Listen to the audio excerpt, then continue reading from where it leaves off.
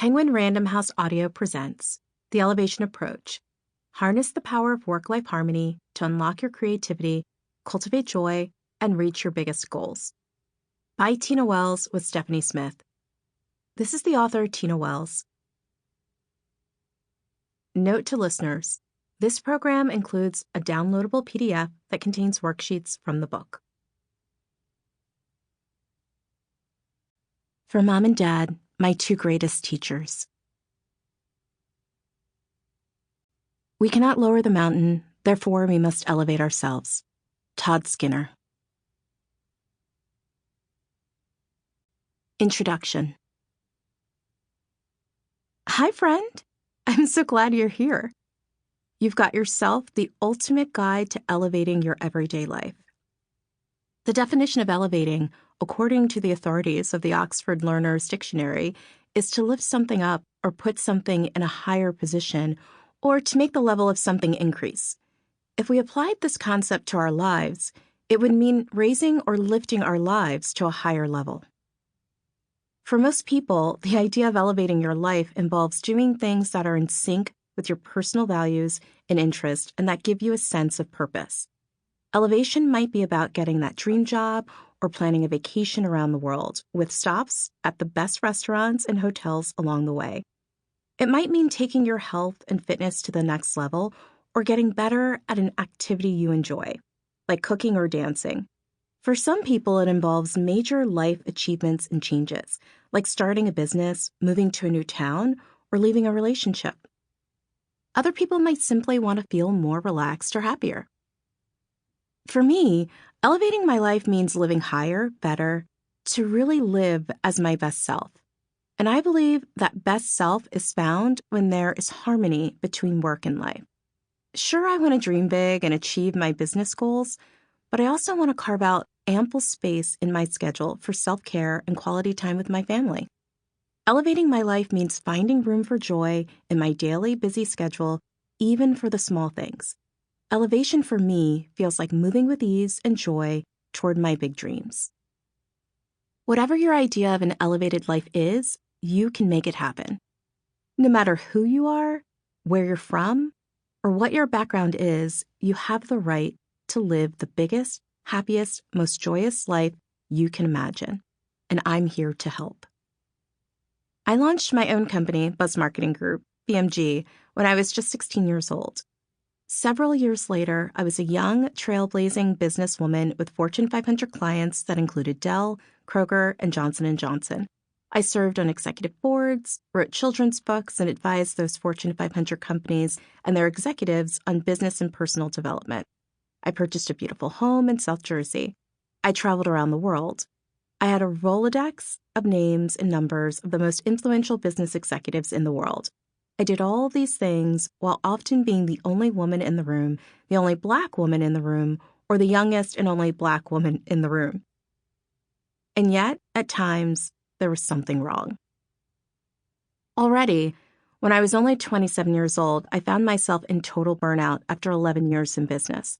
My work suffered, my personal life was impaired, and my health took a hit. Ulcers and hair loss occurred because I was working too much. To keep myself going, I made myself take breaks. I booked more vacations and spa appointments, but these small moments of leisure didn't always lead to relaxation. On the contrary, I launched new projects, like my middle grade fiction book series, Mackenzie Blue, while I was on sabbatical and far from home. These new ventures launched me from rest and relaxation into the throes of late nights and deadlines. Then, just when those new and exciting projects gained steam, that same burnout returned. After several rounds of this exhausting cycle, I knew I had to find a different way to work and live, one that would allow me to rest and recover long enough so that I'd be in peak form to run my business. I focused on creating a method that would help me balance my work, creative projects, and personal time without exhausting myself. I wanted something that helped me align my productivity with my creativity, along with built-in time to reflect and regroup, and perhaps, most important, time to go on a vacation without feeling anxious because I wasn't checking my emails while I was swimming. I found my answer in the elevation approach. This is my unique, foolproof method to take action and reach your biggest goals while finding harmony between work and life along the way. I've used the elevation approach to launch business ideas and new ventures with much success, but I've also used it to think through major decisions in my life. For example, when I wanted to move to Brazil in the middle of the pandemic, I used the elevation approach to make that decision. When I wanted to launch a course for entrepreneurs, I used the elevation approach. When I decided to sell my home or undergo an IUI, intrauterine insemination, or take a position on the board of a health startup, you guessed it, I used the elevation approach to assess what I wanted to do, to get motivated to do it, to perform the necessary research and prepare for the task, and to dive right in. Yes, the elevation approach has helped me change my life. Today, I'm mindful to take on only the projects that bring me joy. Not the ones I think I should be doing or the ones that look good on paper, just the ones I will truly be happy to work on every day. I've finally gone on real vacations, whether it was riding a camel in Israel, climbing the sand dunes in Namibia, or simply enjoying countless trips to local farms in my native Lancaster, Pennsylvania. I spend quality time with my friends and I enjoy weekly gatherings with my family. I travel the world with my niece.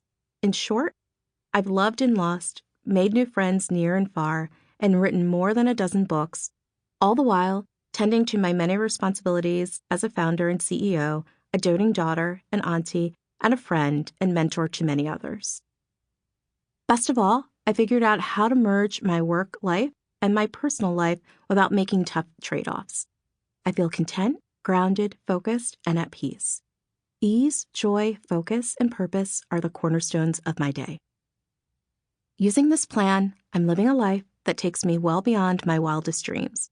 So in this book, you'll also learn to use the elevation approach to create work-life harmony for yourself with the help of the tools, real-world examples, worksheets, and journal prompts I've provided. If you want to make a shift in your career, family, relationships, finances, health, fitness, or any other aspect of your life, the elevation approach will help you make that happen. Work-life harmony can be found no matter how busy, tired, or overworked you think you are. Let me show you how. And one last thing. I wanted to make it easy for you to complete the exercises in the book. You can visit elevationtribe.com/resources to download all the worksheets referenced in this book, and you can also find these worksheets in the PDF that accompanies this audiobook. Enjoy! Getting started. Chapter 1. The Power of Work-Life Harmony. Do you ever sleep? Whenever someone asks me this question, I tell them the truth. Yes, I do. At least 7.5 hours per night, non-negotiable. I'm usually met with a blank stare. I just don't see how that's possible. How do you do all the things you do? There's just so much.